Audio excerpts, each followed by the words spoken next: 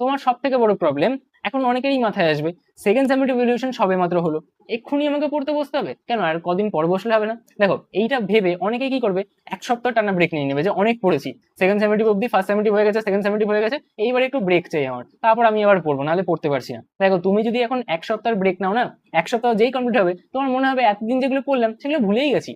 তাছাড়া তোমার মনে হবে যে পড়ার জন্য কেমন একটা ফ্লো কেটে গেছে, আর পড়তে ইচ্ছা করছে না, এখন আমার ঘুম ঘুম পাচ্ছে। তো এই জিনিসটা যাতে না হয়, তাই তোমার কিন্তু এখন একটা লম্বা ব্রেক নেওয়া উচিত না। আর তার পাশাপাশি আমি একটা কথা বলে দিই যে তোমাকে এটা মাথায় রাখতে হবে যে অক্টোবর মাসের দিকে কিন্তু আমাদের বিভিন্ন পুজো রয়েছে, যেগুলো কিন্তু আমাদের প্রাইম ফেস্টিভ্যালস। আমরা দুর্গাপুজো মিস করতে পারবো না, আমরা কালী পুজো মিস করতে পারবো না। অনেকেই তোমাকে বলবে যে না, দুর্গাপুজোতেও তোমাকে বাড়িতে বসে পড়তে হবে, কালী পুজোতেও তোমাকে বাড়িতে বসে পড়তে হবে। 99% স্টুডেন্টের জন্য সেটা অ্যাপ্লিকেবল নয়।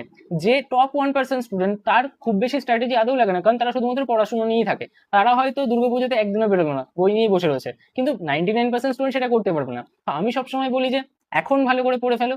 দুর্গাপুজোর ওই 3 দিন 4 দিন তুমি রাত্রেবেলা ঠাকুর দেখতে যাও, কোনো অসুবিধা নেই, তখন তুমি মজা করো। তখন বাইরের মাইকে গান বাজছে, আর কত রাত একা থাকবো, আর তুমি এদিকে বাড়িতে বসে অঙ্ক করতে বসেছো, তখন তোমার অঙ্কের দিকে মন থাকবে না, তোমার মনে হবে যে আমি বাইরে গিয়ে বাজি ফাটাই, আমি বাইরে গিয়ে ক্যান্ডেল হপিং করতে যাই।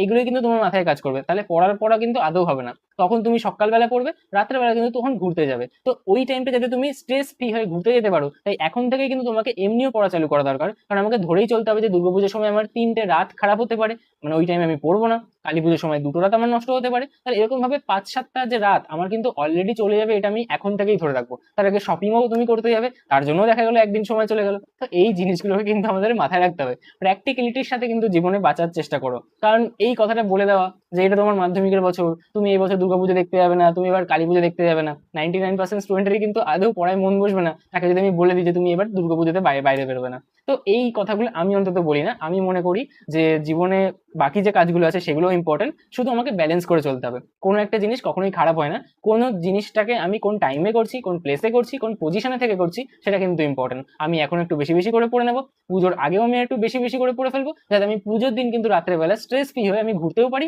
এবং তারপর পরের দিন সকালবেলা তো আমি পড়তেই পারছি। ওকে, তো এইভাবে কিন্তু আমাদেরকে পড়তে হবে। তো